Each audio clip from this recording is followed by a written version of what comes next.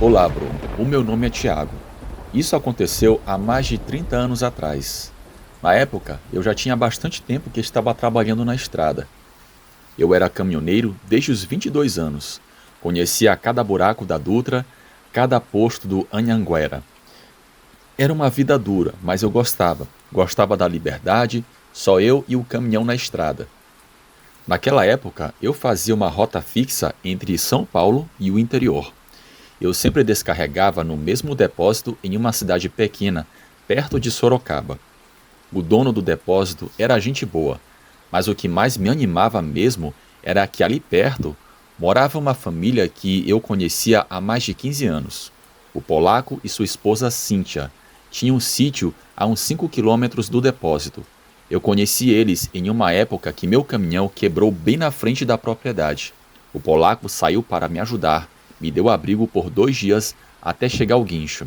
Desde então, sempre que passava por lá, eu dava uma esticada para visitá-los. O sítio deles era simples, mas acolhedor. A casa é grande e um pouco antiga, com varanda na frente, quintal espaçoso e umas árvores que davam uma sombra boa. Polaco criava alguns porcos e tinha 2 cavalos na época. Dona Cíntia fazia um café que era uma bênção e sempre insistia para eu ficar para almoçar. Eles tinham 3 filhos. O mais velho, Carlos, já estava com 20 e poucos anos, a Rosane tinha uns 18 anos e a menor, a Lucinha, que devia ter uns 12 anos. Toda vez que eu aparecia era uma festa, principalmente a Lucinha, que ficava curiosa com as histórias da estrada que eu contava. Era junho de 1992, sexta-feira. Cheguei no depósito no meio da tarde, descarreguei a mercadoria e desengatei a carretinha como sempre fazia. Peguei só o cavalinho e parti para o sítio dos meus amigos. O caminhão era grande. Ele era grande demais para passar na porteira, então sempre deixava ele encostado na beira da estrada. Era uma estradinha de terra, a uns 50 metros da casa. Quando cheguei, encontrei uma movimentação diferente. Polaco estava no quintal arrumando umas mesas compridas. Carlos carregava umas caixas de cerveja e Dona Cíntia estava na cozinha preparando não sei quantos quilos de carne. A Rosane ajudava a mãe e a Lucinha corria de um lado para o outro, animada com toda aquela agitação. Polaco me explicou que iam fazer uma festa de São João. Tinham convidado os vizinhos, uns parentes que moravam na cidade e alguns amigos. Nada muito grande, mas sempre que eles faziam essas reuniões era garantida a diversão. Me convidaram para ficar, obviamente. Eu não tinha pressa mesmo, o depósito só funcionaria na segunda-feira, então eu tinha um fim de semana livre. Ajudei eles a terminar os preparativos, montamos mais algumas mesas, arrumamos as cadeiras e Carlos trouxe o aparelho de som dele para tocar umas músicas sertanejas.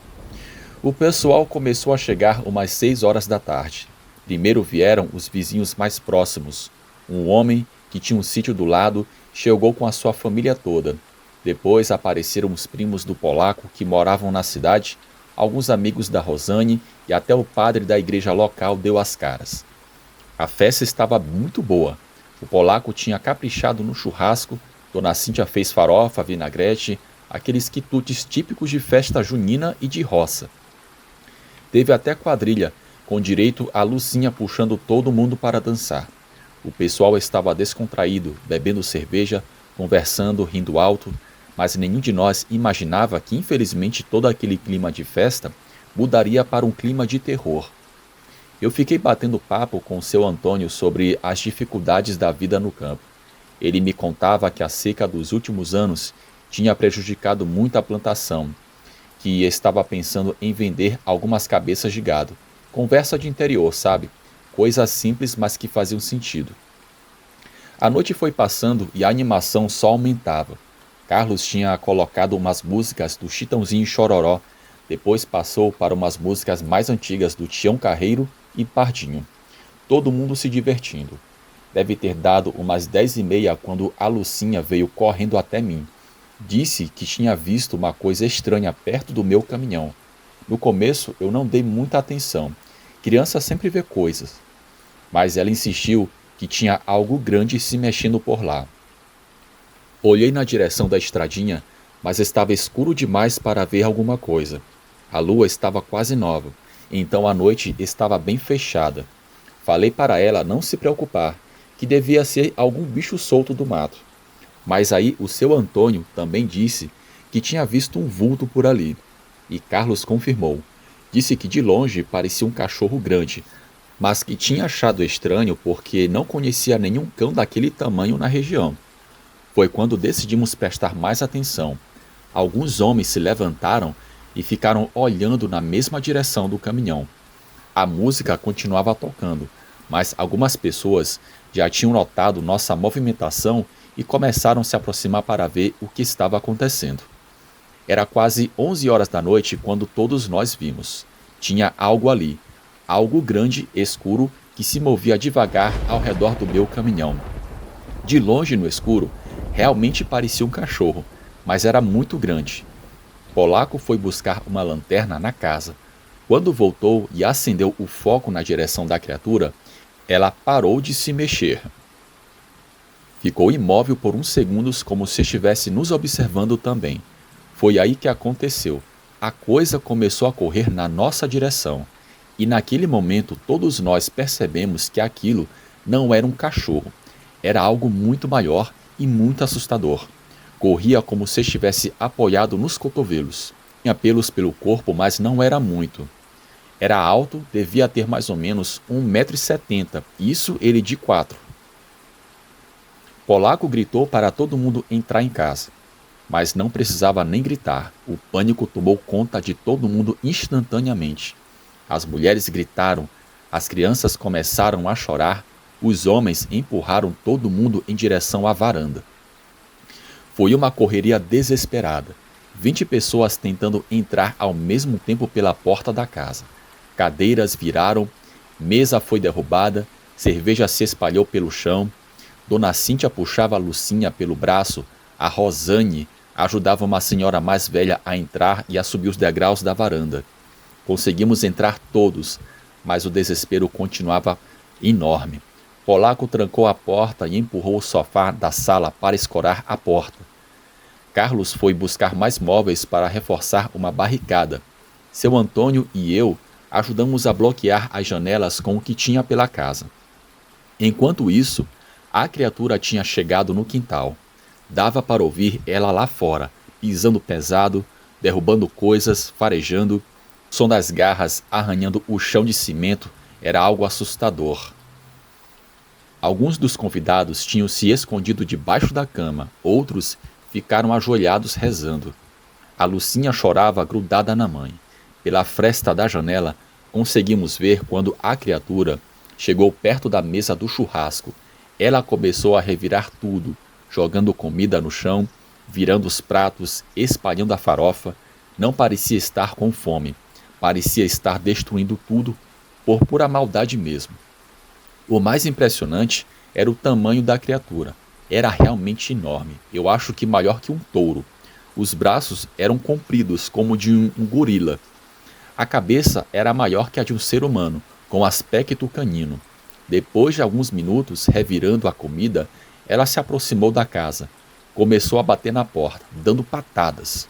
Eram pancadas fortes, como se ela estivesse tentando derrubar a porta com os punhos. O polaco reforçou ainda mais a barricada. Empurramos uma estante pesada contra a porta. Depois, uma mesa grande. O barulho das pancadas ecoava pela casa inteira e as paredes tremiam a cada golpe. A criatura percebeu que não ia conseguir entrar pela porta e começou a contornar a casa. Ouvimos ela passando pela lateral tentando forçar as janelas. Algumas tinham grade, outras conseguimos trancar e reforçar com móveis. O som das garras arranhando a madeira era terrível.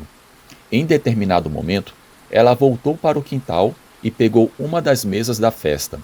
Era uma mesa grande, de madeira maciça, que normalmente precisava de 2 homens para carregar. A criatura levantou-a com uma mão só e jogou contra a porta da casa. O impacto foi ensurdecedor. Parecia que ele queria derrubar a casa com a gente ali dentro. A porta tremeu, As dobradiças gemeram, mas a barricada aguentou. A criatura rugiu de frustração. Era um som grave, animalesco, mas que também tinha algo de humano. Isso continuou por quase 2 horas. A criatura alternava entre tentar forçar a entrada e destruir o que restava da festa no quintal. Quebrou todas as madeiras, jogou as cadeiras longe, virou os tambores de lixo. O aparelho de som do Carlos foi destroçado. O mais bizarro foi ver aquele lobisomem comendo a carne que estava assando. A carne tinha caído com a brasa no chão.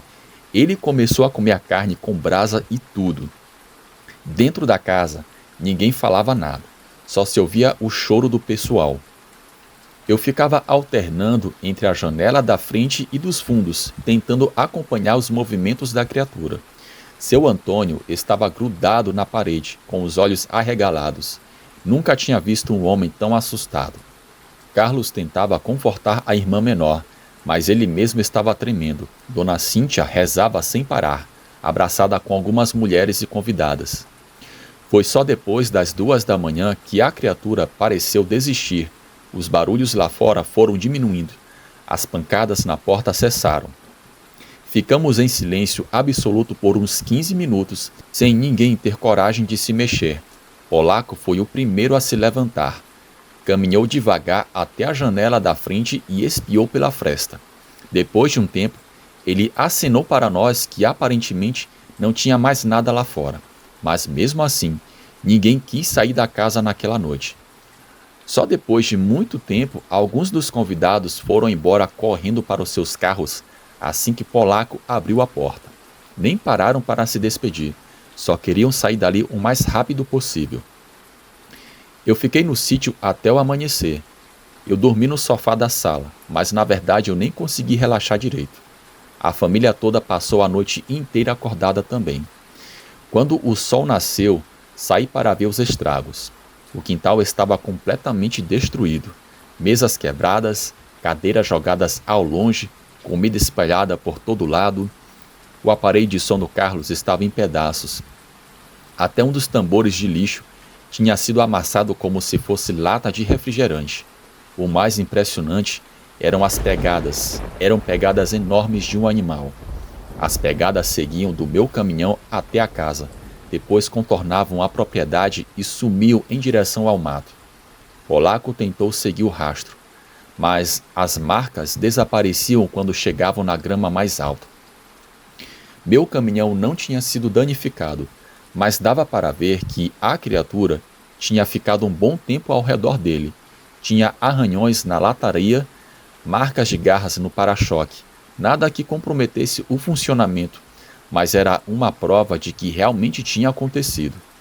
Ajudei a família a limpar o quintal antes de ir embora. Juntamos os pedaços das mesas, varremos o resto da comida e deixamos tudo arrumado. Mas o clima estava pesado. Todo mundo ainda meio em choque com o que tinha presenciado. Dona Cíntia me preparou um café da manhã bem caprichado. Antes da minha partida, disse que ia rezar muito para eu chegar bem em casa. Polaco me acompanhou até o caminhão e ficou observando eu sair como se quisesse ter certeza de que eu estaria bem e realmente seguro. Aquela criatura não era um animal conhecido. Era claramente um lobisomem e estava disposto a nos matar naquela noite. Minha mulher ficou preocupada quando eu disse para ela. Disse que eu devia parar de dormir em sítios isolados. Mas eu sabia que ela meio que não acreditava completamente na história. Nos meses seguintes, eu continuei fazendo a mesma rota. Sempre parava no depósito e sempre visitava o sítio do Polaco. Mas nunca mais dormi lá. Eu sempre inventava uma desculpa e voltava para a cidade no mesmo dia e dormia no depósito dentro do caminhão. A família nunca mais organizou festas à noite. Polaco instalou umas lâmpadas mais fortes no quintal e começou a trancar tudo antes do escurecer. Dona Cíntia ficou mais nervosa, sempre pedindo para os filhos não saírem de casa depois das 9 horas da noite. Seu Antônio, o vizinho que presenciou tudo, mudou-se para a cidade uns 7 meses depois. Disse que não conseguia mais dormir em paz naquele sítio. Vendeu a propriedade e foi trabalhar em uma fábrica na cidade. Nunca mais o encontrei. Carlos comentou comigo que às vezes ainda ouvia barulhos estranhos à noite. Nada muito claro, mas passos na mata, galhos quebrando, esse tipo de coisa. Passaram-se uns 5 anos até eu voltar a dormir no sítio. Foi numa época em que tive um problema no caminhão e não tinha como voltar para a cidade. Polaco insistiu para eu ficar. Disse que já fazia tempo que nada de estranho tinha acontecido. Dormi na casa mesmo, mas confesso que foi uma noite difícil. Qualquer barulho lá fora eu ficava alerta. O vento balançando as árvores, um galho batendo no telhado, tudo me fazia lembrar daquela noite terrível. Mas não aconteceu nada. Aquele lobisomem nunca mais voltou. A noite passou tranquila e no outro dia o meu caminhão estava funcionando. Continuei visitando a família por muitos anos depois. Polaco faleceu em 2005. Dona Cíntia, 2 anos depois. Carlos assumiu o sítio e mora lá até hoje. Hoje em dia, quando vou visitar Carlos, às vezes a gente comenta sobre aquela noite, mas sempre muito rápido, como se fosse um assunto que é melhor nem tocar. Os filhos dele, que já estão crescidos, sabem dessa história, mas nunca demonstraram muito interesse em ouvir os detalhes. Esse relato que vos conto é real. Nós vimos um lobisomem real naquela noite.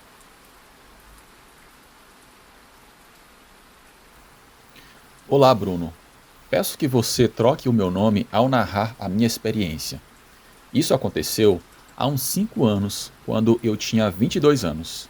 Eu moro em uma pequena cidade no interior do Rio de Janeiro, dessa que todo mundo se conhece e qualquer coisa estranha vira assunto por dias. Uma cidade com mais ou menos uns 15 mil habitantes, ruas de paralelepípedo no centro. Era uma terça-feira da semana de Quaresma.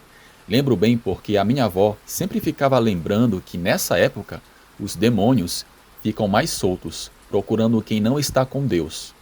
Na época eu achava que era crendice, mas depois do que aconteceu eu já não sei mais. Eu estava na casa da Amanda com a Denise. A gente se conhecia desde o colégio e sempre se reunia lá porque a casa dela era a mais confortável das três. Ficava em um bairro chamado Vila Nova, meio afastado do centro, em uma rua que não tinha muitas casas. Na verdade, era um condomínio novo. Os pais dela trabalhavam até tarde em uma fábrica de laticínios, e a gente podia assistir televisão sem problemas, sem ninguém reclamando do volume. Naquela época, estávamos vendo um programa qualquer, dessas coisas que passam depois das 10 horas da noite. Algum filme antigo que já tinha passado umas 1000 vezes. Eu já estava deitada no sofá, com os pés para cima, a Amanda sentada no chão, encostada na poltrona, e a Denise em uma cadeira da cozinha, que ela tinha trazido para a sala. O clima estava pesado o dia todo. Sabe quando o ar fica meio denso, como se fosse chover, mas não chove? Era exatamente assim. O céu ficou nublado desde manhã, meio amarelado, e não ocorreu nenhum vento durante o dia, mas também não chuviscou nada. Até os cães do bairro estavam quietos, coisa rara por ali. A Amanda tinha comentado mais cedo que estava se sentindo estranha, como se alguém estivesse observando a casa. Disse que durante a tarde, enquanto estava no quintal estendendo roupa, teve a sensação de que tinha alguém espiando por cima do muro. Quando olhou, não viu ninguém. A Denise estava meio inquieta também. Ela sempre foi a mais sensível das três. Daquele tipo de pessoa que sente quando algo ruim está prestes a acontecer. Naquele dia, ela estava mexendo com o pé o tempo todo, olhando para os lados como se esperasse alguma coisa. Achava que era coisa da cabeça dela ou que talvez ela estivesse muito ansiosa. Mas agora, repensando, talvez ela já estivesse pressentindo o que ia acontecer. Por volta das 11h30, a luz acabou de repente. Não foi aquela piscada que acontece quando vai faltar energia. Foi um corte seco, como se alguém tivesse desligado um interruptor. A televisão apagou e ficamos no escuro completo. O bairro inteiro ficou sem luz. Dava para ver pelas janelas que não tinha uma casa sequer com energia. Era um escuro absoluto, desses que você não consegue enxergar a sua própria mão na frente do rosto. Era possível ouvir alguns vizinhos xingando porque estavam vendo algum jogo na hora. Inicialmente, não nos preocupamos muito. Falta de luz no interior é coisa comum, principalmente quando o tempo está pesado assim. A Amanda conhecia bem a casa no escuro e foi buscar umas velas na cozinha. Eu e a Denise ficamos esperando na sala, conversando sobre o filme. A gente estava comentando que era justamente na parte mais interessante que a luz tinha acabado, reclamando da nossa sorte, quando começamos a sentir aquele cheiro. Primeiro, era só uma coisa estranha no ar, como quando você sente que tem algo queimando, mas não sabe o que é. Era um cheiro que vinha de algum lugar indefinido. Depois foi ficando mais forte. Era como se estivesse queimando um animal morto em algum lugar, misturado com o cheiro de enxofre, daqueles que saem de fogos de artifício. A gente até pensou que talvez um vizinho tivesse fazendo alguma fogueira. A Amanda voltou com as velas e 3 castiçais que ela tinha pegado na cozinha. Enquanto acendia as velas, perguntou se a gente estava sentindo aquele cheiro ruim também. Todas nós estávamos. O cheiro estava ficando tão forte que começamos a cobrir o nariz com a blusa. E não era das velas, porque todo mundo sabe que vela não emite cheiro como aquele que a gente estava sentindo. Ela disse que tinha verificado a cozinha, o fogão, a área de serviço, tinha até olhado se não tinha algum fio queimando. E não tinha nada errado na casa. Tudo estava normal, só aquele cheiro vindo de algum lugar. Pensamos que poderia ser alguma coisa na rua. Como eu disse, algum vizinho queimando lixo ou algum problema na rede elétrica que talvez tivesse causado a falta de energia. A Denise sugeriu que fôssemos ver se não era alguma coisa lá fora. O cheiro foi ficando cada vez mais intenso, a cada minuto que passava. Era tão forte que começamos a sentir dor de cabeça e náusea. A Denise disse que estava se sentindo tonta, como se o ar estivesse envenenado. Fomos até a porta da sala, quer dizer, até a frente da casa. A janela dava direto para a garagem, onde ficava o carro do pai da Amanda. A Amanda pegou uma das velas e se aproximou da janela devagar.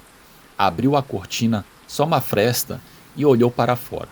E eu também iluminei com a lanterna do meu celular. Eu vi ela recuar de imediato, com uma expressão que nunca tinha visto no rosto dela. Os olhos arregalados e a boca meio aberta, como se estivesse vendo algo impossível. Era medo puro, daquele tipo que deixa a pessoa paralisada. Ela largou a vela no peitoril e fez sinal para a gente se aproximar devagar, sem fazer barulho. O dedo dela estava tremendo quando apontou para a janela. Quando me aproximei e olhei para fora, eu entendi o porquê do susto dela. Na garagem da casa, bem na frente da janela onde estávamos, tinha o jipe velho do pai da Amanda. Era um carro que ele usava para ir na roça, todo empoeirado e meio enferrujado. Era um carro alto, tipo um Willys dos anos 70, que ficava sempre estacionado ali. Mas não era o carro que era o problema ali. Embaixo do carro, entre as rodas da frente, agachado como um animal, tinha algo que até hoje eu não sei como descrever direito. Era grande, do tamanho de uma pessoa adulta, mas a sua postura era algo totalmente fora do normal. A coisa estava meio que de cócoras, com os braços compridos, apoiados no chão, como se estivesse pronto para pular ou para sair correndo. As pernas estavam dobradas em uma posição que nenhuma pessoa normal conseguiria fazer. Era como se não tivesse ossos ou como se os ossos fossem muito flexíveis. Pelo pouco que dava para ver na luz fraca que vinha da vela e do meu celular, a criatura parecia ter o corpo coberto por algo escuro, talvez pelos ou uma pele muito rugosa. Era difícil definir porque ela estava na sombra embaixo do carro. O que mais me marcou foram os olhos. 2 luzes amarelas brilhando no escuro, como faróis de um carro, mas pequenos. Não era como olhos de um animal que eu conhecia. Eram perfeitamente redondos e emitia um tipo de luz, algo sobrenatural. Esses olhos piscavam e ficava ali só olhando para a gente. Era como se a coisa soubesse que estávamos ali na janela, observando ela, e estivesse nos encarando de volta e piscando às vezes. A criatura não estava se mexendo, apenas observando a casa. Ficou nessa posição por vários minutos, como se estivesse de tocaia só esperando a gente sair. O cheiro de queimado estava vindo dela. Quanto mais eu olhava, mais forte ficava o odor, como se a presença daquela coisa estivesse contaminando o redor da casa. Fechei a cortina rapidamente e me afastei da janela. O coração estava disparado e eu sentia as pernas tremendo. A Denise perguntou o que era, mas eu não conseguia falar direito. Foi quando a Amanda disse que a gente precisava orar. Ela estava pálida, com a voz trêmula, mas foi direto ao ponto. Disse que aquilo não era natural, que precisávamos de proteção espiritual. A Denise, que frequentava a igreja batista desde pequena e sempre foi muito religiosa, começou a orar. Ela se ajoelhou no meio da sala e começou uma oração que parecia conhecer de cor. Não lembro das palavras exatas, mas ela estava falando sobre pedir proteção, falando sobre o sangue de Jesus, citando os versículos da Bíblia que falavam sobre expulsar demônios e espíritos malignos. A voz dela foi ficando mais firme conforme ela continuava orando. Eu e a Amanda ficamos de pé ao lado dela, de mãos dadas, tentando acompanhar a oração, mesmo sem saber direito as palavras. Eu nunca fui uma pessoa muito religiosa, mas naquele momento senti que precisava de toda a ajuda espiritual possível. Ficamos ali na sala, longe da janela, com as 3 velas acesas na mesinha do centro, enquanto Denise orava. O cheiro de queimado continuava forte, entrando pelas frestas das janelas e das portas. Era como se a coisa lá fora estivesse emanando aquele odor, contaminando o ar ao redor da casa. Durante a oração, ouvimos alguns sons vindo de fora, passos ao redor da casa, como se algo grande estivesse circulando o terreno. Fernanda intensificou a oração quando ouvimos risadas diabólicas lá fora. Começou a orar em voz alta com mais fervor. Citou várias passagens da Bíblia que falavam sobre a proteção divina e sobre o poder do nome de Jesus contra as forças do mal. Os sons foram diminuindo conforme ela orava. Por fim, até mesmo o cheiro de queimado começou a ficar mais fraco. Depois de uns 20 minutos, a Fernanda parou de orar e ficamos em silêncio prestando atenção em qualquer barulho que viesse de fora. Não se ouvia nada além do som do vento balançando as árvores e, ao longe, o som de alguns cachorros latindo. O alívio foi imediato. Era como se o ar da casa tivesse se limpado, como se uma presença opressiva tivesse ido embora. A temperatura que tinha esfriado durante toda aquela situação começou a voltar ao normal. A Juliana foi até a janela novamente, mas dessa vez abriu só uma fresta pequena. Ela olhou por alguns segundos, movendo a cabeça de um lado para o outro, observando toda a área da garagem. Depois se virou para nós e disse que não tinha mais nada embaixo do carro, que a criatura tinha desaparecido. O jipe estava lá normal, mas não havia sinal daquele ser que tínhamos visto. Mesmo assim, nenhuma de nós teve coragem de sair de casa para verificar mais de perto. Nós ficamos ali. Eu tinha que voltar para casa, mas estava com muito medo. O cheiro de queimado tinha passado quase completamente, mas o medo continuava. Era como se ainda pudéssemos sentir uma presença maligna por perto, apenas mais distante. Decidimos que eu ia dormir lá mesmo e voltar para casa na manhã seguinte. A Juliana arrumou um colchão na sala para mim e a Fernanda decidiu dormir na poltrona. Nenhuma de nós queria ficar sozinha no quarto. Passamos o resto da noite conversando, cada uma no seu canto da sala, com as velas ainda acesas. Eu não queria que as outras dormissem e eu me sentisse sozinha e visse algo sobrenatural. A Fernanda disse que já tinha ouvido histórias sobre manifestações demoníacas que aconteciam principalmente durante períodos religiosos importantes, como a Quaresma. Segundo ela, eram tentativas de espíritos malignos de assustar pessoas que estavam se afastando de Deus. Disse que a avó sempre alertava para não sair de casa sozinha durante a Quaresma, principalmente à noite. Eu, que sempre fui mais cética em relação a essas coisas, não sabia mais o que pensar. O que tinha visto era real demais para ser imaginação, mas ao mesmo tempo parecia uma criatura que não pertencia a esse mundo. A luz não voltou até de manhã. Ficamos acordadas até umas 4 horas da madrugada. Depois disso, o cansaço falou mais alto e acabamos cochilando ali mesmo na sala. Quando amanheceu por volta das 7 horas da manhã, tudo parecia normal novamente. O sol estava entrando pelas janelas e os cães latindo como sempre. Era como se a noite anterior tivesse sido apenas um pesadelo. Mesmo assim, quando saí de casa para voltar para a minha, eu fiquei olhando embaixo do jipe por um tempo. Não tinha nada lá, nenhuma marca no chão, nada que indicasse que algo como aquilo estivesse ali. Mas quando passei perto do carro, eu senti um cheiro residual estranho. Bem, eu estava conversando com uma mulher sobre essa experiência que eu tive. Ela disse que já viu algo sobrenatural na quaresma. Segundo ela, a criatura só parou de aparecer depois que ela pediu para o padre benzer a casa dela e começou a rezar o terço todos os dias durante a quaresma. Disse que a oração tinha o poder de afastar esses seres malignos. Ela disse que as criaturas demoníacas procuraram pessoas que estavam espiritualmente vulneráveis, que não estão protegidas pela fé, e que a quaresma é uma época em que essa vulnerabilidade fica mais evidente, porque é quando as pessoas deveriam estar mais próximas de Deus. Pensei no que ela disse e lembrei que nenhuma de nós três estava levando a sério a quaresma. Eu nem estava indo à igreja, no caso na missa, direito. Sempre arrumava uma desculpa para não ir para a missa. E só a Fernanda, por ser evangélica, mantinha uma rotina de oração e leitura da Bíblia. Talvez por isso a coisa tinha aparecido justamente quando estávamos juntas, como se estivesse nos testando ou nos ameaçando por não estarmos levando a sério aquele período. Na semana seguinte, até o final da quaresma, eu evitei ficar na casa da Juliana à noite.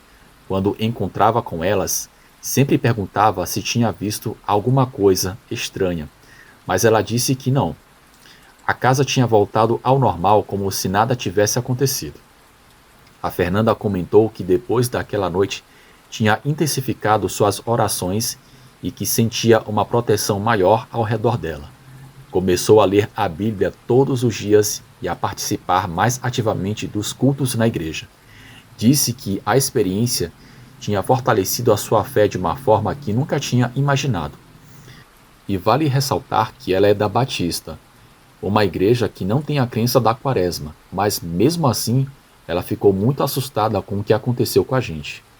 Desde então, sempre que chegava a quaresma, eu ficava mais atenta. Evitava sair muito à noite, principalmente para as casas onde sabia que as pessoas não eram muito religiosas. Também comecei a rezar antes de dormir e a carregar uma medalha de Nossa Senhora que a minha avó tinha me dado anos antes. E para piorar, aconteceu de novo. 2 anos depois, durante a quaresma, eu estava voltando da casa de uma prima que morava em um bairro mais afastado quando vi novamente aqueles olhos amarelos brilhando.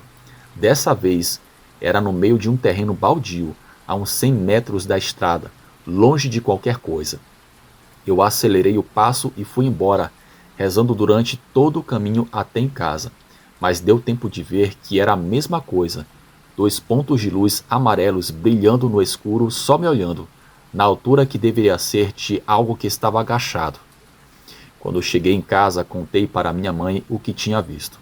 Ela disse que essas coisas sempre acontecem na nossa região, principalmente durante a quaresma, e que eu não deveria ficar até tarde na rua.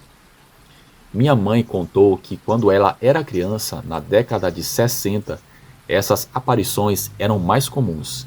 Disse que toda a quaresma aparecia alguém na cidade contando que tinha visto alma penada e até lobisomem. Enfim, Bruno, essa experiência me deixou traumatizada e passei a respeitar a quaresma à risca. Nem carne que eu comia na sexta-feira de quaresma, hoje eu não como mais, pois tenho muito medo de ver aquela criatura de novo.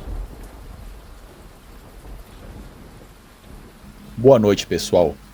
O meu nome é Ângelo e vou contar algo que aconteceu comigo Há mais de 50 anos, quando eu era bem jovem, era 1970 e eu trabalhava como operário em uma obra grande que estavam fazendo no interior do Pará, bem no coração da floresta amazônica.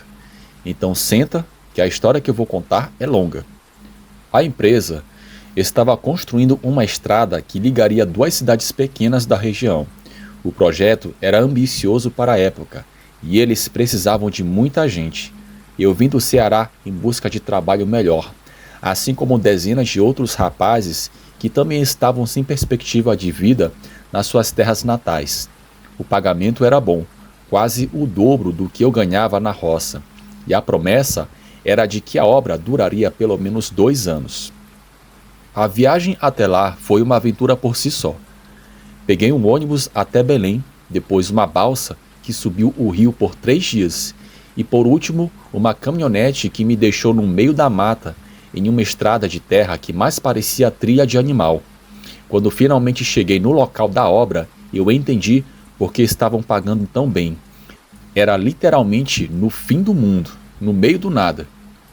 O acampamento ficava em uma clareira que eles abriram especialmente para a obra. Era barracões simples de madeira onde dormíamos em redes e uma cozinha coletiva onde fazíamos nossas refeições. Não tinha luxo nenhum, mas era o suficiente para a gente que estava acostumada com pouco.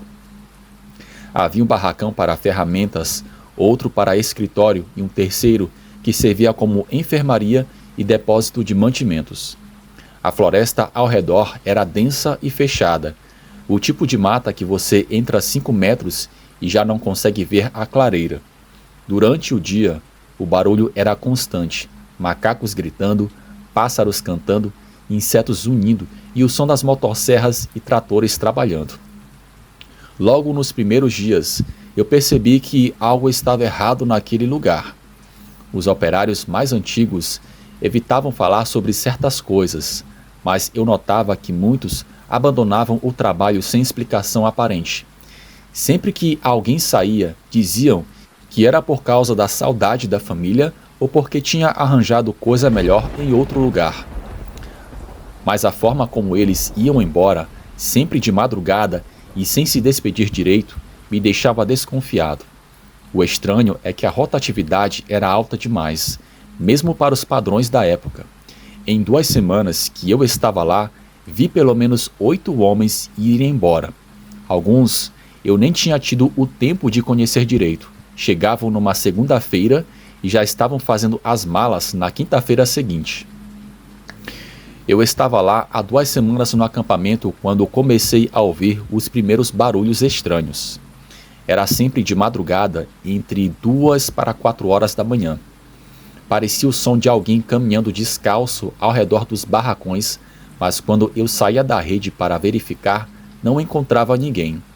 No começo pensei que fosse algum animal. A mata fechada estava cheia de bichos que eu não conhecia, e os sons que eles faziam durante a noite eram completamente diferentes do que eu estava acostumado no sertão do Ceará.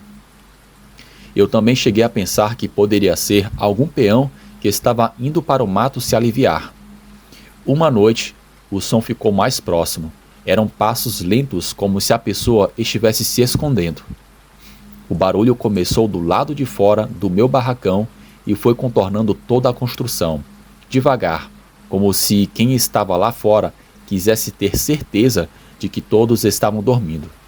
Eu fiquei parado na minha rede, só observando, na verdade só escutando, tentando não fazer barulho. O som parou bem na frente da porta do barracão. Fiquei assim por vários minutos, esperando que os passos continuassem, mas não continuaram. Quem quer que estivesse lá, ficou parado na porta por um tempo. De repente, ouvi um sussurro baixo, como se alguém estivesse conversando sozinho. Não conseguia entender as palavras, mas não parecia português. Parecia uma língua diferente, mas ao mesmo tempo tinha algo de ameaçador naquele murmúrio. Era como uma cantinela ou uma reza, repetida várias vezes com a mesma entonação. Na manhã seguinte, comentei com alguns colegas sobre o que eu tinha ouvido. A maioria disse que devia ser algum bicho da mata, que eu ainda não estava acostumado com os sons da floresta. Mas um operário mais antigo, um tal de Raimundo, que estava ali há quase 6 meses, me puxou de lado e disse que era melhor eu não ficar curioso demais sobre certas coisas. Raimundo era um homem sério, de poucas palavras, que tinha vindo do Maranhão. Era respeitado por todos porque entendia de máquinas e sabia resolver qualquer problema mecânico que aparecesse. Quando ele falava, todo mundo prestava atenção. Ele me contou que vários homens já tinham ido embora por causa dos ruídos estranhos. Disse que alguns chegavam a ver uma figura caminhando entre os barracões durante a madrugada. Uma mulher de cabelos longos que parecia flutuar sobre o chão em vez de caminhar normalmente.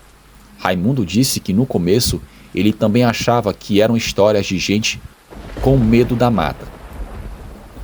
Mas depois de presenciar algumas coisas estranhas, ele mudou de opinião. Contou que em uma noite acordou com o barulho de alguém mexendo nas ferramentas do lado de fora do barracão. Quando foi verificar, não encontrou ninguém, mas pensou que fosse alguém tentando roubá-las. Eu tentei não dar muita importância para essas histórias, mas nos dias seguintes as coisas foram piorando. Os equipamentos da obra começaram a apresentar problemas constantes. Tratores que funcionavam perfeitamente no dia anterior amanheciam com as correias cortadas ou com terra dentro dos tanques de combustível. Ferramentas sumiam durante a noite e apareciam jogadas na mata no dia seguinte, algumas delas quebradas e entortadas de forma inexplicável. O engenheiro responsável pela obra estava ficando nervoso. Seu nome era Antônio Silva, um homem ainda jovem, mas experiente, que tinha vindo de São Paulo especificamente para tocar o projeto. Ele achava que alguém estava sabotando o trabalho de propósito, talvez algum concorrente que queria atrasar o cronograma ou algum político local que não tinha gostado da empresa escolhida para a obra. Silva mandou alguns homens fazerem vigilância durante a noite, mas os vigias nunca conseguiam flagrar ninguém no ato. Eles relatavam sons estranhos, sombras que se moviam entre os equipamentos e uma sensação constante de estarem sendo observados, mas nunca conseguiu encontrar o responsável pelas sabotagens. A situação foi ficando tão ruim que Silva chegou a contratar 2 seguranças da cidade mais próxima. Eram homens armados, acostumados com esse tipo de trabalho, mas mesmo eles não conseguiram resolver o problema. Depois de uma semana fazendo ronda noturna, os 2 pediram demissão, alegando que não queriam mais trabalhar naquele lugar. Foi numa dessas noites de vigilância que eu vi ela pela primeira vez. Eu tinha me oferecido para fazer parte do esquema de vigilância porque o engenheiro estava oferecendo uma gratificação extra para quem topasse ficar acordado durante a madrugada. Estava de turno com 2 outros homens fazendo ronda pelo acampamento e pela obra. Era uma noite sem lua, escura como breu, e a gente se revezava com as lanternas para iluminar o caminho. Devia ser mais ou menos 2 horas da manhã quando eu estava caminhando sozinho perto dos tratores estacionados. A área de equipamentos ficava em uma parte mais afastada do acampamento, perto da borda da clareira, onde começava a mata fechada. Era o lugar onde acontecia a maioria das sabotagens, por isso a gente dava uma atenção especial para aquela zona. De repente, senti como se alguém estivesse me observando. Era uma sensação física mesmo, como quando você sabe que tem alguém olhando para você, mesmo sem você ver a pessoa. Eu virei a lanterna para os lados, procurando qualquer movimento suspeito, mas não vi nada além das máquinas paradas e da floresta fechada ao redor. Foi quando ouvi o sussurro de novo. Era o mesmo som que eu tinha escutado na primeira noite, aquela língua estranha. Mas dessa vez estava mais próximo, como se a pessoa estivesse bem ao meu lado, sussurrando no meu ouvido. Eu apontei a lanterna na direção do som e quase deixei ela cair no chão do susto. Havia uma mulher parada a uns 10 metros de mim, entre 2 tratores. Ela era pequena, de estatura baixa, com cabelos pretos e longos, que desciam até a cintura. Usava uma espécie de vestido feito de palha, e sua pele tinha um tom moreno, característico dos índios da região. Os seus olhos davam muito medo. O globo ocular tinha um brilho que se destacava, o que era assustador. Claramente um ser humano não poderia fazer aquilo. Ela ficou me encarando em silêncio. Depois, sem desviar o olhar, começou a se afastar lentamente, caminhando para trás sem tropeçar ou esbarrar em nada, como se conhecesse cada pedra e cada buraco daquele terreno. O mais estranho é que ela não fazia barulho enquanto caminhava. Não naquele momento. Seus pés pareciam não tocar o chão. Quando ela chegou na borda da clareira, onde começava a mata fechada, simplesmente ela desapareceu. Ela não correu, não se escondeu atrás de uma árvore. Ela simplesmente sumiu como se fosse fumaça, dissolvendo no ar. A minha primeira reação foi pensar que estava vendo coisas, que o cansaço e o estresse da vigilância noturna estavam me fazendo alucinar. Mas a imagem daquela mulher estava gravada na minha mente com uma clareza que não podia ser imaginação. Quando finalmente estava sozinho, eu corri de volta para o acampamento e acordei os outros vigias. Contei o que tinha acontecido, mas eles acharam que eu estava com medo e vendo coisas onde não havia. Um deles, um rapaz jovem chamado Manuel, disse que a mente da gente prega peças quando a gente fica muito tempo no escuro, que era normal ter esse tipo de visão. Mas no dia seguinte descobrimos que 3 tratores tinham sido sabotados durante a madrugada. As mangueiras hidráulicas estavam cortadas e os tanques de combustível tinham sido esvaziados completamente. E detalhe, não havia nenhum furo e não havia forma daquilo acontecer. O mais estranho é que não havia pegadas ao redor das máquinas, nem sinais de que alguém tinha mexido nelas. Além do mais, nós ficamos a noite inteira vendo aquelas máquinas. A terra estava lisa, como se ninguém tivesse pisado ali. O engenheiro Silva ficou furioso. Disse que não era possível que alguém conseguisse fazer tudo aquilo sem deixar rastros, que tinha que haver alguma explicação para aquilo. Mandou examinar a área ao redor dos tratores, procurando por qualquer pista que pudesse indicar como o sabotador tinha chegado até as máquinas sem deixar pegadas. Foi quando um dos operários mais antigos, um senhor chamado Sebastião, se aproximou do engenheiro e disse que talvez fosse hora de considerar outras possibilidades. Sebastião era um homem religioso, bem supersticioso, e sugeriu que talvez estivéssemos lidando com algo que não era desse mundo, algo sobrenatural. Silva não quis nem ouvir falar disso. Disse que não acreditava em assombração e nem em histórias de fantasma. Mas eu notei que ele estava começando a ficar nervoso, que o estresse estava começando a afetar a sua confiança no projeto. A partir daquele dia, as aparições se tornaram mais frequentes. Quase toda noite, alguém relatava ter visto a Índia caminhando pelo acampamento. Ela sempre aparecia nas primeiras horas da madrugada, caminhava entre os barracões e os equipamentos e depois desaparecia na floresta. Mas não era sempre a mesma coisa. Às vezes, ela aparecia perto dos barracões, outras vezes, na área dos equipamentos. Algumas noites, ela ficava apenas observando de longe, outras vezes, chegava bem perto dos vigias, como se quisessem se certificar de que todos estavam vendo. O Manuel, que no começo tinha duvidado da minha história, foi um dos próximos a ter um encontro com ela. Ele estava fazendo ronda sozinho quando a viu parada perto do barracão de ferramentas.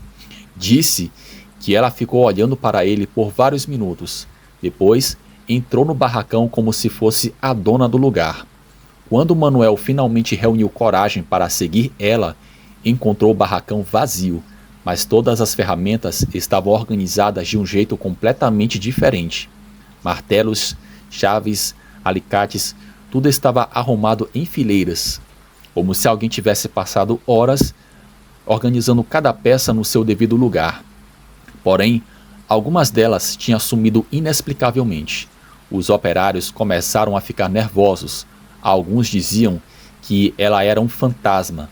Outros achavam que era uma mulher de verdade que morava na mata e estava tentando nos expulsar dali. Mas todos concordavam em uma coisa. Ela não queria a gente ali e estava fazendo de tudo para atrapalhar a obra. As sabotagens se intensificaram. Cordas eram cortadas durante a noite, ferramentas eram enterradas na terra ou jogadas no rio que passava perto do acampamento. Uma vez, encontramos todas as lonas que cobriam os materiais de construção rasgadas em tiras, como se alguém tivesse usado uma faca afiada para destruí-las metodicamente. Mas o que mais chamava a atenção era a precisão dessas sabotagens. Não eram atos aleatórios de vandalismo. Havia um método, uma inteligência por trás de cada ação. Ela sempre atingia os pontos mais vulneráveis da operação, sempre escolhia os equipamentos mais importantes para danificar. Por exemplo, em uma manhã encontramos a esteira de um trator cortada exatamente do ponto onde a tensão era maior. Era um corte cirúrgico, feito por alguém que entendia perfeitamente como aquela máquina funcionava. Outro dia, descobrimos que alguém tinha colocado areia nos olhos de 3 tratores diferentes, sabotagem que só seria detectada quando os motores fossem ligados. O pior de tudo é que ela começou a entrar nos barracões durante a noite. A primeira vez que isso aconteceu foi exatamente comigo.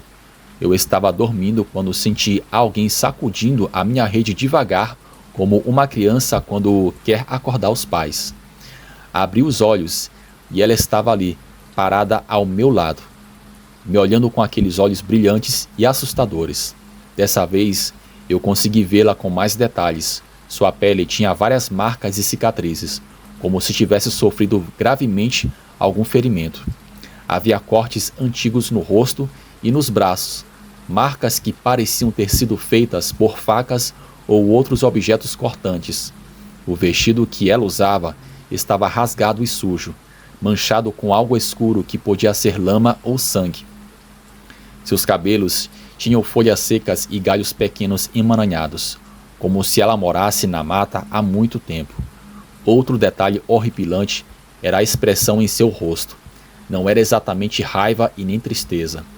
Era uma mistura de dor e determinação, como se ela estivesse carregando um peso muito grande, mas mantivesse dedicada a não desistir do que tinha para fazer. Ela ficou me encarando em silêncio, balançando levemente a minha rede. Eu estava paralisado de medo, sem conseguir gritar ou me mover. Queria falar alguma coisa, perguntar o que ela queria, mas a minha boca estava travada. Era como se a minha garganta tivesse fechado completamente. Depois de alguns minutos, ela soltou a rede, se virou e caminhou na direção da porta do barracão. Quando ela passou pela porta, ouviu seus passos do lado de fora contornando o barracão como tinha acontecido na primeira noite. Ah, e um detalhe, ela não passou exatamente pela porta, ela atravessou a porta. Mas dessa vez os passos não pararam. Eles continuaram pela noite toda, uma caminhada constante e repetitiva ao redor dos barracões. Como se ela estivesse fazendo uma ronda eterna pelo acampamento. Era um som assustador que me impediu de dormir naquela noite. Na manhã seguinte, quando contei para os outros o que tinha acontecido, descobri que não tinha sido o único a receber a visita daquela mulher. Outros 3 operários relataram experiências parecidas na mesma noite. Ela tinha visitado cada um deles sempre com o mesmo comportamento. Uns, ela apertava o pescoço ou dava tapas no rosto. Por isso, a maioria foi embora com hematomas e ficava caminhando ao redor dos barracões até o amanhecer. Foi nesse dia que 4 operários pediram contas e foram embora. Eles disseram que não aguentavam mais dormir, sabendo que aquela coisa andava solta durante a noite. O engenheiro tentou convencê-los a ficar, mas eles estavam decididos. Um deles, um rapaz forte e corajoso, que nunca tinha demonstrado medo de nada, disse que preferia passar fome a ter que enfrentar mais uma noite naquele lugar. Com o passar dos dias, mais gente foi abandonando a obra. A produtividade caiu drasticamente tanto pela falta de mão de obra quanto pelos equipamentos que eram sabotados constantemente. O cronograma, que já estava apertado, se tornou quase inviável. O que deveria ser concluído em 6 meses, agora levaria pelo menos 1 ano, se é que conseguíssemos terminar. Silva estava desesperado. Ele ligava todos os dias para a sede da empresa em São Paulo, tentando explicar a situação sem soar como um maluco. Como é que ele ia dizer para os chefes que a obra estava sendo atrasada porque tinha um fantasma sabotando tudo? Ele tentava usar termos técnicos, falava em vandalismo sistemático ou sabotagem organizada, mas a verdade é que não conseguia dar uma explicação lógica para o que estava acontecendo. Eu pensava seriamente em ir embora também, mas eu precisava do dinheiro.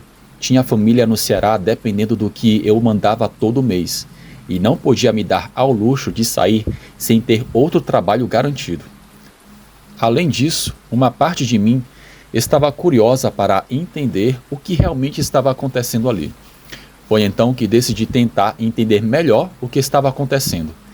Se aquela mulher realmente era um fantasma, devia haver alguma razão para ela estar assombrando aquela obra, especificamente aquele lugar. Fantasmas não aparecem à toa. Sempre tem alguma história por trás, alguma injustiça, algum trauma, alguma coisa que os prende nesse mundo. Eu comecei a perguntar para os moradores da cidade mais próxima se eles sabiam de alguma história sobre índios na região onde estávamos trabalhando. A cidade mais próxima ficava a uns 10 quilômetros do acampamento e era o lugar onde íamos uma vez por semana para comprar mantimentos e fazer ligações telefônicas. A maioria das pessoas não sabia de nada, ou pelo menos fingiam não saber. Mas percebi que quando eu mencionava as aparições e as sabotagens, alguns ficavam com uma expressão estranha, como se soubessem de alguma coisa, mas não quisessem falar sobre o assunto. Foi um senhor idoso que trabalhava no cartório que finalmente me contou alguma coisa útil. Seu nome era Humberto Cardoso. Ele morava na região há mais de 40 anos. Disse que aquela área tinha sido palco de muitos conflitos no passado, mas que as pessoas preferiam não falar sobre essa história porque mexia com feridas antigas. Cardoso me contou que nos anos 40 e 50 houve uma febre por ouro na região. Garimpeiros vinham de todo lugar em busca de fortuna e muitas vezes entravam em conflito com as tribos indígenas que habitavam a floresta há gerações. Era uma época sem lei, onde a violência era a rotina e a vida humana valia muito pouco. Ele disse que houve vários massacres, tanto de índios quanto de garimpeiros. Eram tempos violentos, sem ordem e nem justiça, onde quem tinha a arma mais forte era quem mandava. Muitos índios foram mortos ou expulsos de suas terras ancestrais, e muitos garimpeiros também morreram em emboscadas ou por doenças da mata. Mas havia uma história específica que chamou muito a minha atenção. Cardoso disse que soube de um caso que ficou famoso na época, que até saiu no jornal da capital. Uma índia jovem tinha sido capturada por um grupo de garimpeiros e mantida como prisioneira durante semanas.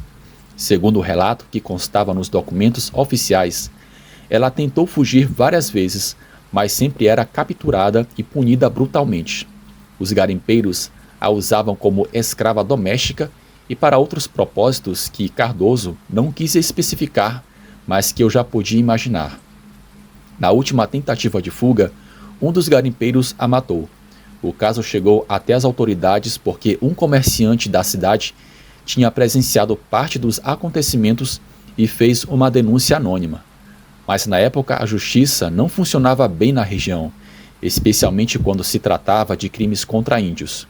O processo foi arquivado sem que ninguém fosse punido, e o garimpeiro responsável pelo assassinato continuou trabalhando na região como se nada tivesse acontecido. Cardoso disse que esse caso marcou muito a comunidade local, porque a índia era muito jovem e porque a forma como ela foi morta foi particularmente cruel. Ela levou vários tiros pelas costas quando tentava atravessar um rio a nado, e seu corpo nunca foi encontrado pelos parentes. O lugar onde isso aconteceu ficava exatamente na área onde estávamos construindo a estrada. Quando ouvi essa história, tudo começou a fazer sentido. A índia que estava assombrando nossa obra devia ser a mesma que foi assassinada há décadas atrás. Ela estava se vingando, tentando impedir qualquer tipo de desenvolvimento que acontecesse na terra onde ela morreu. Era sua forma de protesto contra a injustiça que sofreu e contra todas as outras injustiças que tinham sido cometidas naquele lugar ao longo dos anos. Resolvi compartilhar essa informação com os outros operários que ainda restavam no acampamento. Éramos pelo menos 12 homens nessa altura, bem menos da metade do contingente original. Quando eu contei a história do garimpeiro e da índia assassinada, alguns ficaram ainda mais nervosos, mas outros disseram que pelo menos agora sabiam o que estava lidando, ou que talvez fosse apenas uma coincidência. O Sebastião, homem religioso que já tinha sugerido que estávamos lidando com algo sobrenatural, disse que fazia todo sentido. Ele conhecia outras histórias parecidas, casos de espíritos que ficavam presos na terra por causa de injustiças não reparadas. Disse que era comum isso acontecer quando alguém morria de uma forma violenta e não recebia os rituais funerários adequados da sua cultura. Raimundo, o operário mais antigo, sugeriu que a gente tentasse fazer algum tipo de oferenda ou ritual para acalmar o espírito da Índia.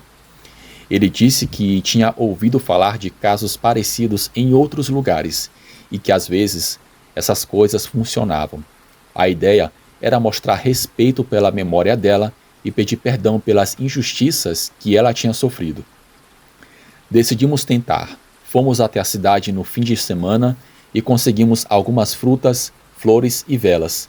Também compramos um pouco de cachaça e tabaco, que Sebastião disse que eram oferendas tradicionais para espíritos de índios. Fizemos uma espécie de altar improvisado no local onde, segundo os nossos cálculos, devia ter acontecido o assassinato da Índia. Era um lugar perto do rio, em uma área que ficaria no meio da estrada quando a obra fosse concluída. Colocamos as oferendas em uma pequena clareira natural. Acendemos as velas e cada um de nós pediu perdão em nome dos garimpeiros que tinham cometido aquela injustiça tantos anos atrás. Sebastião fez uma oração em voz alta, pedindo paz para a alma da Índia e prometendo que respeitaríamos a memória dela. Disse que reconhecíamos a injustiça que ela tinha sofrido e lamentávamos profundamente o que tinha acontecido. Foi um momento emocionante mesmo para quem não era muito religioso como eu, e nós rezamos um Pai Nosso e também uma Ave Maria. Por algumas noites, as aparições diminuíram. A Índia ainda aparecia ocasionalmente, mas parecia menos agressiva. Ela continuava caminhando pelo acampamento durante a madrugada, mas agora ficava mais distante, como se estivesse apenas observando em vez de ameaçar e agredir fisicamente alguém. As sabotagens também reduziram significativamente, o que deu esperança ao engenheiro de que talvez conseguíssemos terminar a obra no prazo. Silva ficou aliviado com a melhoria da situação, mas ainda se recusava a acreditar que o ritual tinha funcionado. Ele preferia acreditar que o verdadeiro sabotador tinha desistido ou ido embora, e que as aparições eram apenas histeria coletiva causada pelo estresse e pelo medo. Mas nossa tranquilidade durou pouco. Exatamente uma semana depois do ritual, as coisas voltaram piores que antes. A Índia não só voltou a aparecer todas as noites, como começou a se mostrar durante o dia também. Era possível vê-la nas bordas da clareira, sempre observando o nosso trabalho com aqueles olhos frios e brilhantes.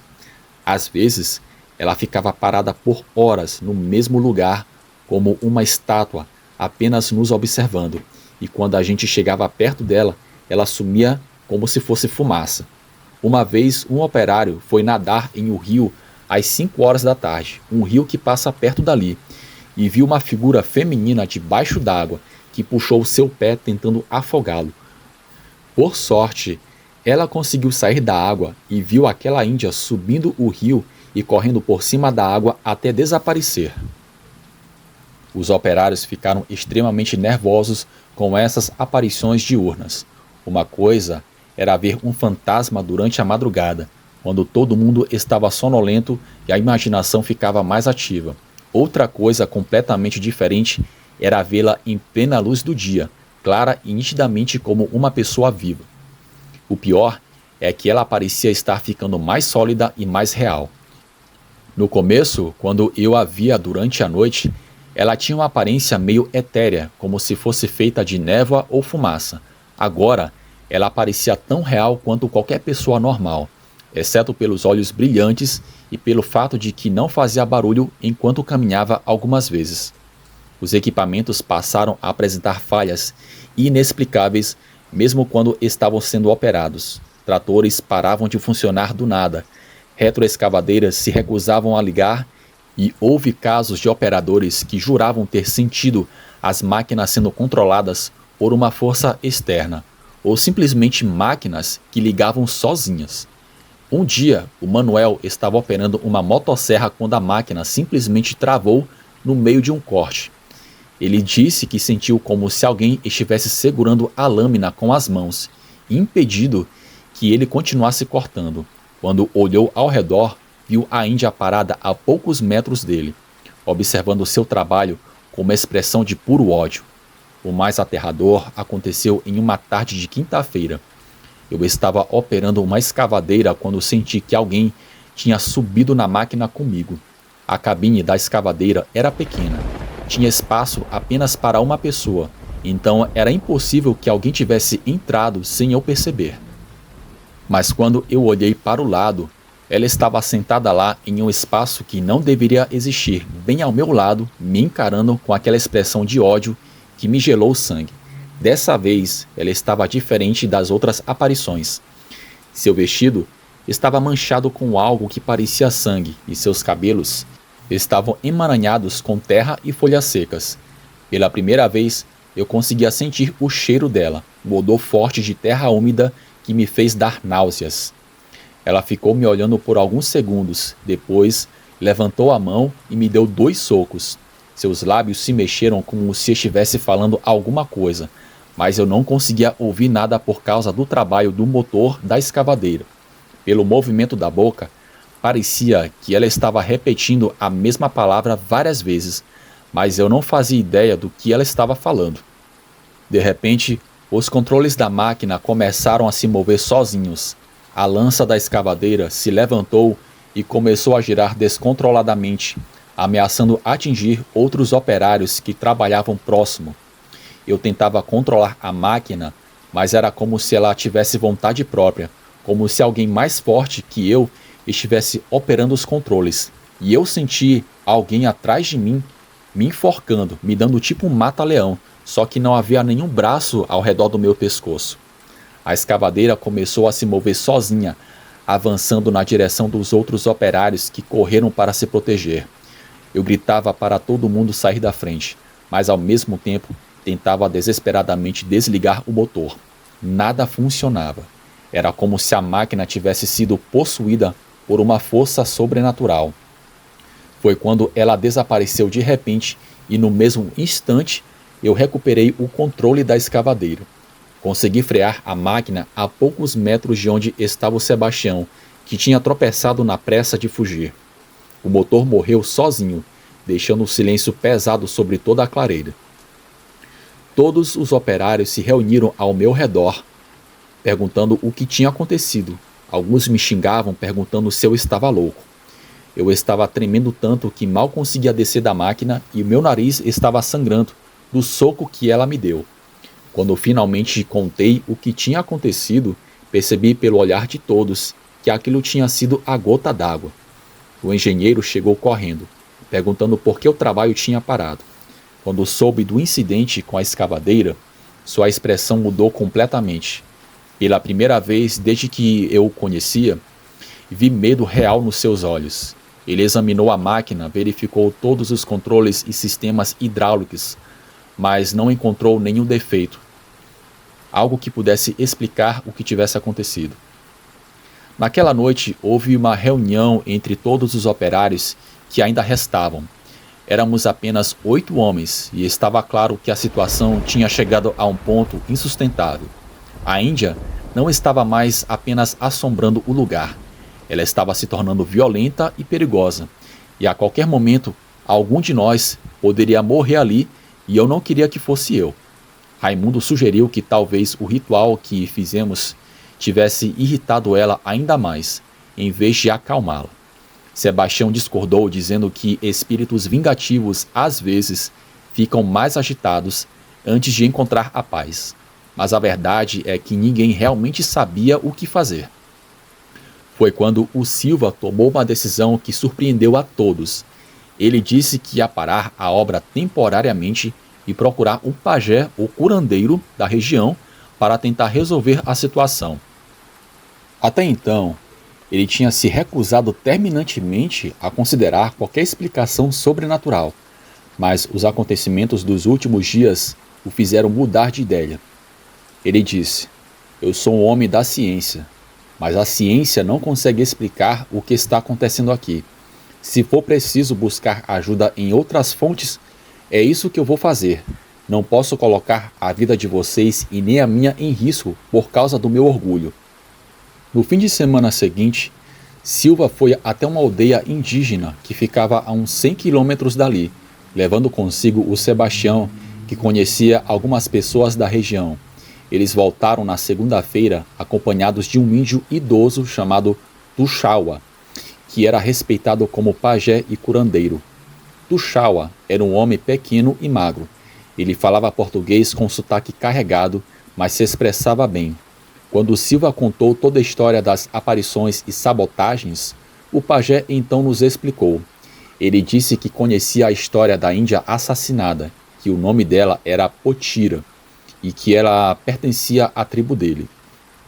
Contou que na época do assassinato, os índios da região tentaram recuperar o corpo dela para fazer os rituais e funerais adequados, mas os garimpeiros impediram, ameaçando matar qualquer índio que se aproximasse do local, e o corpo nunca foi encontrado. Potira ficou presa entre os mundos, explicou Tuxaua. Ela não pode descansar porque não recebeu os rituais da nossa tradição. Sua alma está cheia de raiva e dor, e ela não vai parar até que a justiça seja feita e a injustiça reparada adequadamente. O pajé disse que o ritual que fizemos tinha sido bem intencionado, mas inadequado. Espíritos indígenas precisam de rituais específicos da sua cultura, feitos por pessoas que entendem as tradições ancestrais. A nossa tentativa tinha sido como tentar falar com ela em uma língua que ela não entendia. Tuxaua passou 3 dias no acampamento, observando e fazendo suas próprias oferendas e conversando com Potira, em uma língua que nenhum de nós entendia. Durante essas 3 noites, as aparições continuaram, mas ela parecia menos agressiva na presença do pajé. No 3º dia, Tuxaua disse que tinha conseguido conversar com Potira e entender exatamente o que ela queria. O pajé propôs uma cerimônia especial que duraria 3 dias e 3 noites. Durante esse período, todos nós deveríamos participar dos rituais, ouvir a história completa de Potira e prometer que nunca esqueceríamos do que aconteceu ali. Em troca, ela concordaria em partir para o mundo dos espíritos e deixar nossa obra em paz. Silva aceitou imediatamente a proposta. A essa altura, ele estava disposto a tentar qualquer coisa para resolver a situação, pois o seu emprego também estava ameaçado. Mandou suspender totalmente o trabalho durante o período da cerimônia e garantiu que todos os operários receberiam o pagamento integral mesmo sem trabalhar. A cerimônia foi algo que eu nunca vou esquecer. Tuxaua fez uma fogueira no centro da clareira e durante 3 noites consecutivas contou a história completa de Potira. Ele falou sobre sua infância na aldeia antes de ser capturada pelos garimpeiros. Contou também sobre os meses de sofrimento que ela passou como prisioneira, sobre as torturas e humilhação que sofreu, e sobre sua determinação de não desistir, mesmo nas piores circunstâncias.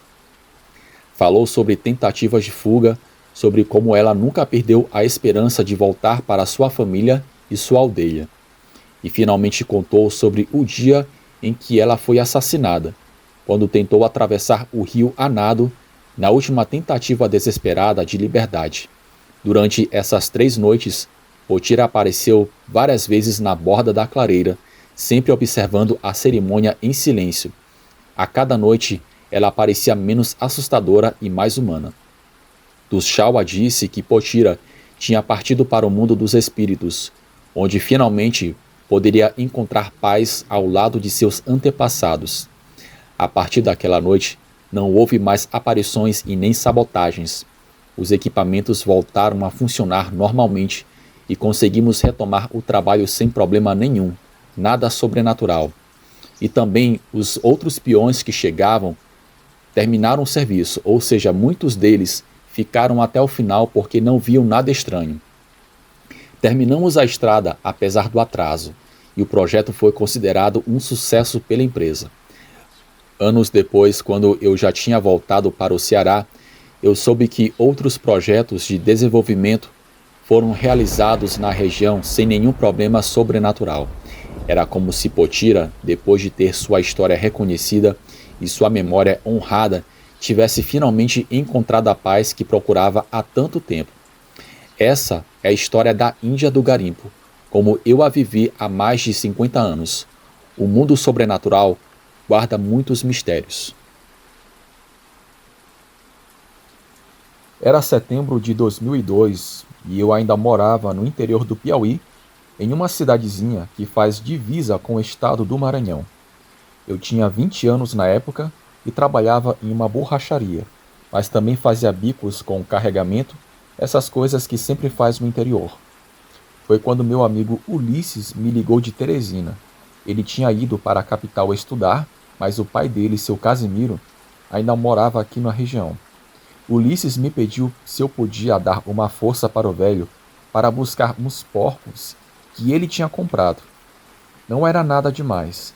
Seu Casimiro tinha uma caminhonete com uma gaiola de ferro soldada na carroceria, dessas que o pessoal usa para transportar animal. Ele precisava buscar 3 porcos em um sítio que ficava a uns 6 quilômetros da casa dele, para o lado da serra. Cheguei na casa do seu Casimiro às 6 horas da tarde. Ele já estava me esperando no portão com as chaves na mão. Era um homem baixo e sempre usava um boné do Palmeiras. Sempre foi quieto, daqueles que falam pouco e fazem muito. A caminhonete estava estacionada debaixo de um pé de ingá. Era um Ford antigo, desses que fazem barulho mas não param nunca. A gaiola atrás estava limpa, com um pouco de palha no fundo. Seu Casimiro subiu no volante e eu fui de carona.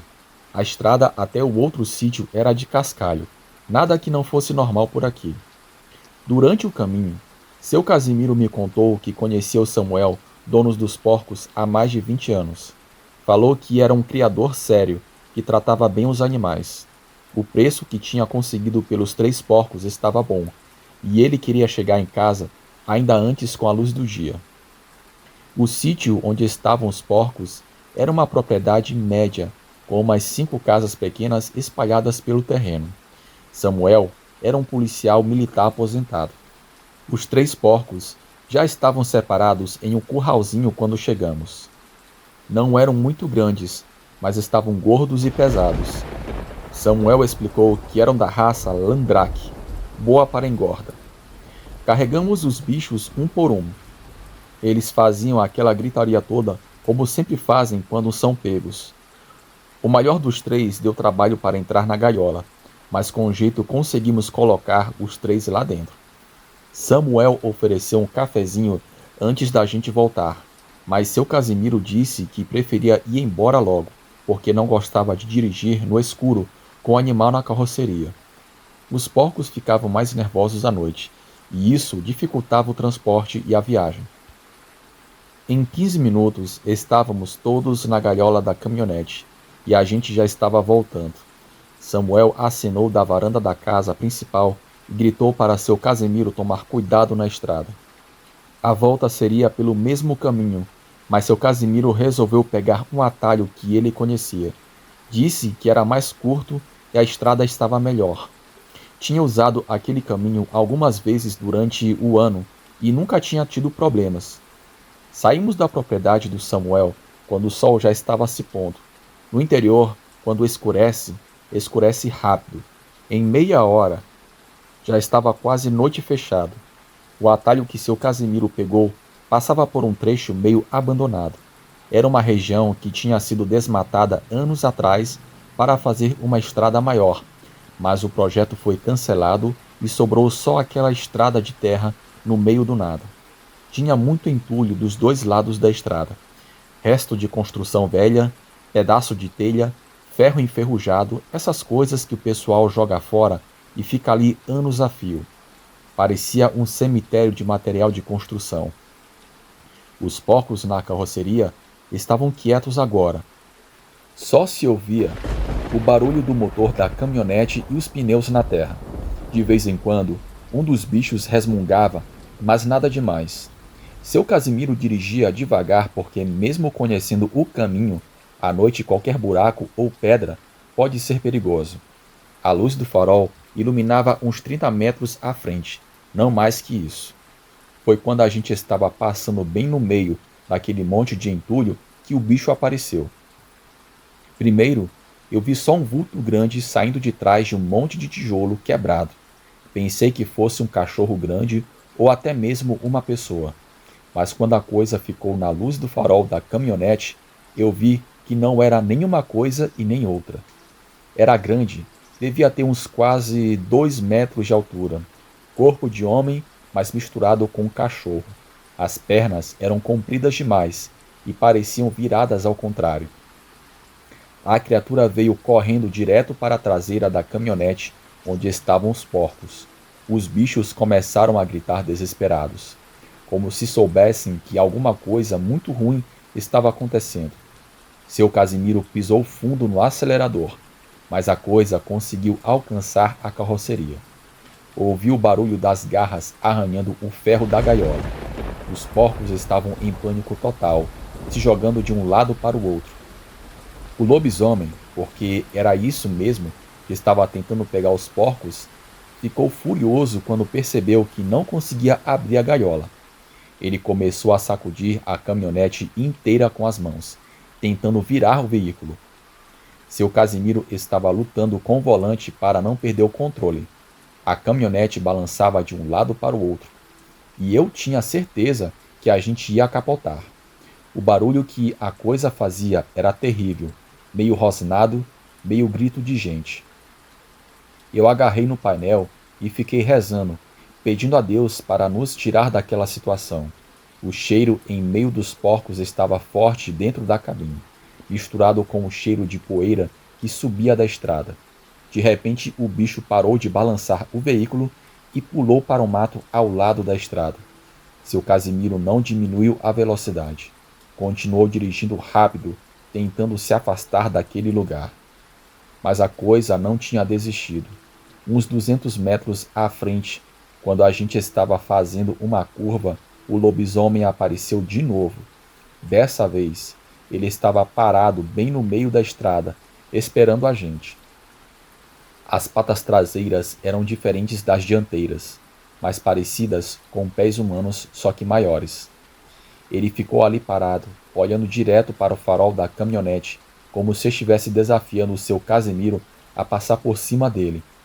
Quando viu que seu Casimiro não ia parar, a criatura pegou uma pedra enorme do chão, uma pedra que eu nem sei como ele conseguiu levantar, e jogou na lateral da caminhonete. O barulho foi como se outro carro tivesse batido na gente. A caminhonete balançou toda, e seu Casimiro teve que fazer força para não sair da estrada. A pedra deixou um amassado enorme na lateral, como se uma marreta gigante tivesse acertado o veículo. Depois disso, o bicho sumiu no mato e não apareceu mais. Seu Casimiro manteve a velocidade alta até sairmos completamente daquela zona de entulho. O resto do caminho até a casa do seu Casimiro foi de pura gritaria. A gente veio rezando para aquela besta não voltar. Os porcos na carroceria continuaram assustados, mas aos poucos foram se acalmando. Quando chegamos na propriedade dele, já era noite fechada, as luzes da casa estavam acesas, e Dona Cesarina, esposa do seu Casimiro, estava esperando na varanda. Quando estacionamos na frente da casa, seu Casimiro desceu da caminhonete e foi direto examinar o estrago na lateral. O amassado era impressionante. Parecia que um carro tinha batido na gente. Dona Cesarina veio ver os porcos. Quando viu o estrago, ficou preocupada e perguntou se a gente tinha batido em alguma árvore ou poste. Seu Casimiro disse que depois explicava que primeiro queria tirar os porcos da gaiola. Ajudei ele a tirar os porcos. Os bichos estavam tremendo, meio aéreos, como se tivessem levado um susto que não conseguiam esquecer. Quando colocamos eles no chiqueiro, ficaram amontoados em um canto, grudados uns nos outros. Seu Casimiro me pagou pela ajuda e disse que eu podia ir embora. Mas antes de eu sair, ele fez questão de me levar até a porta e me mandou ter cuidado. Eu contei para o meu tio que sempre passava por ali quando voltava do trabalho. Foi então que ele me disse uma coisa. 2 meses antes, um rapaz que trabalhava em uma fazenda próxima estava voltando para casa de moto, à noite, quando foi perseguido por uma criatura parecida. O motoqueiro conseguiu escapar porque conhecia bem as estradas e conseguiu chegar em uma área mais movimentada, onde tinha outras pessoas. O rapaz contou para todo mundo que a coisa que perseguiu ele era grande e parecia um homem com 2 joelhos. As pessoas riram da história dele na época e fizeram chacota dele, inclusive o meu tio. Mas depois do que aconteceu com a gente naquela noite, meu tio agora tinha certeza de que o rapaz estava falando a verdade. Ele me pediu para não espalhar a história ainda, porque queria pensar melhor sobre o que tinha acontecido e disse que a partir de então ele não iria mais passar por aquele trecho também. Eu comecei a evitar passar por aquela estrada à noite. Não era só eu. Muita gente mudou o caminho habitual para não ter que atravessar aquele trecho de entulho depois do pôr do sol. O curioso é que os ataques, ou melhor, os avistamentos, sempre aconteciam quando alguém estava transportando animais. O motoqueiro não estava levando nada, mas os outros casos sempre envolviam gado, porco, galinha e cavalos. Uma mulher que morava em uma fazenda mais distante contou que estava levando 2 cabras amarradas na carroceria da picape do marido quando viu alguma coisa grande correndo atrás do veículo e tentando sacar um dos animais da carroceria. Ela não conseguiu ver direito o que era, porque estava muito escuro, mas disse que a coisa desistiu de perseguir quando eles chegaram perto de uma casa onde tinha luz elétrica. Seu Casimiro continuou criando porcos, mas mudou completamente a rotina. Nunca mais buscou animais à noite e sempre levava mais alguém junto quando precisava sair com a caminhonete carregada. Ele também começou a carregar uma espingarda na caminhonete, coisa que nunca tinha feito antes. Dona Cesarina não gostava da ideia, mas seu Casimiro dizia que era melhor prevenir do que remediar. A caminhonete dele ficou com aquele amassado por muito tempo. Ele até arrumou depois, mas demorou meses para fazer o reparo. Ulisses, meu amigo, que morava em Teresina, veio visitar o pai alguns meses depois. Quando soube da história, ele ficou impressionado.